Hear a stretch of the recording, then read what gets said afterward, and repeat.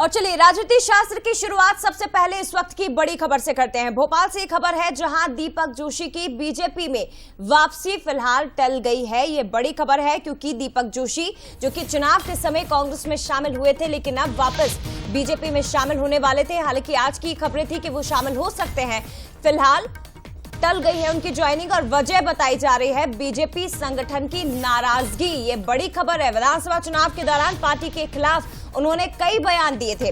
पूर्व मुख्यमंत्री कैलाश जोशी के बेटे हैं दीपक जोशी जो कि 2023 विधानसभा चुनाव से पहले शामिल हुए थे कांग्रेस में और उस समय उन्होंने पार्टी के खिलाफ कई बड़ी बातें कही थी और आज जब बीजेपी में शामिल होना था तो अब बीजेपी संगठन की नाराजगी की खबरें भी निकलकर सामने आ रही है।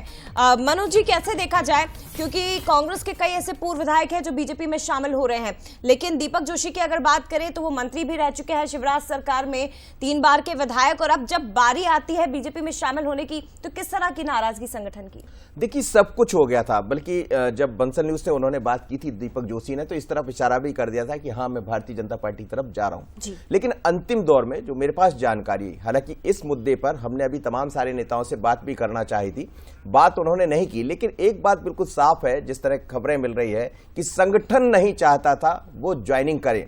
तो बड़ी किरकिरी हुई है एक तरह से कहा जाए दीपक जोशी की ऐसे दौर में जब ज्वाइनिंग करने की पूरी तैयारियां थी। उन्होंने खुद बंसल न्यूज पर बात करते हुए बोल भी दिया था, लेकिन अंतिम दौर में संगठन के जो वरिष्ठ नेता है उन्होंने इस पर आपत्ति ले ली और ये कहा कि जो आदमी पार्टी में था बरसों, वो पार्टी से दूसरी पार्टी में जाता और फिर पार्टी के लिए इतना बुरा बोलते हैं जो बयान। हालांकि कई बार आपने देखा होगा कई ऐसे नेता जिन्होंने पार्टी के खिलाफ बयान दिए हैं, लेकिन वो कांग्रेस में रहते हुए दिए, बीजेपी से रहते हुए कांग्रेस में जाते हैं और फिर इस तरह की नाराजगी, तो उस पर नाराजगी कहीं संगठन ने जताई और ठीक एन वक्त पर उनकी जो ज्वाइनिंग थी वो टाल दी गई। ये मुझे जो कारण पता लगा है यही कारण है, लेकिन अब मुझे नहीं लगता है कि दीपक जोशी की अभी ज्वाइनिंग होगी। बिल्कुल, और समझने की भी कोशिश करते हैं। हमारे साथ न्यूज हेड शरद द्विवेदी जी भी इस वक्त जुड़ गए हैं। शरद जी, दीपक जोशी जो आज शामिल होने वाले थे, लेकिन कांग्रेस के 2 पूर्व विधायकों की बीजेपी में सदस्यता उन्हें मिल जाती है, लेकिन बीजेपी के ही जो पूर्व विधायक हैं दीपक जोशी, संगठन की नाराजगी वजह बताई जा रही है और दूसरी तरफ कमलनाथ ये कहते हैं कि दीपक जोशी तो बीजेपी के ही थे। लेकिन अब क्या हम माने कि आगे नाराजगी खत्म होगी या नहीं होगी? देखिए, राजनीति में न स्थायी नाराजगी है न स्थायी मित्रता है। ये सब चीजें समीकरणों के हिसाब से बदलती रहती हैं।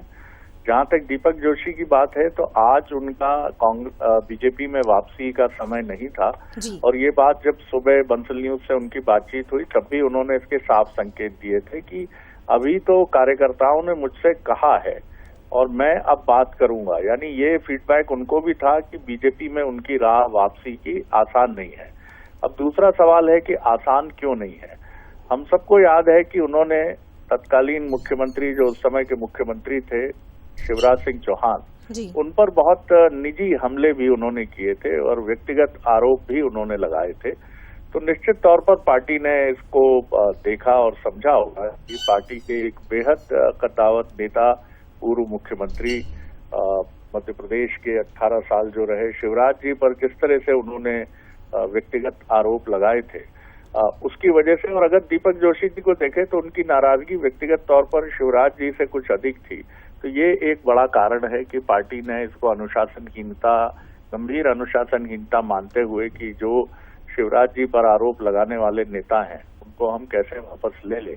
लेकिन फिर भी मैं कहूंगा कि हो सकता है दीपक जोशी शिवराज सिंह चौहान, वीडी शर्मा जी और मुख्यमंत्री डॉक्टर मोहन यादव को मनाने में कामयाब हो जाएं और देवास और बागली के जो भी समीकरण हैं, समीकरणों में भी उनकी कोई भूमिका फिट होती दिखे। देखिए, अभी बीजेपी को जरूरत नहीं है, अभी बीजेपी की जरूरत है दीपक जोशी जी को और कांग्रेस के उन नेताओं को जो कहीं ना कहीं अपने राजनीतिक भविष्य को लेकर उलझन में है। तो जाहिर तौर पर फैसला बीजेपी की लेना है, नहीं लेना है।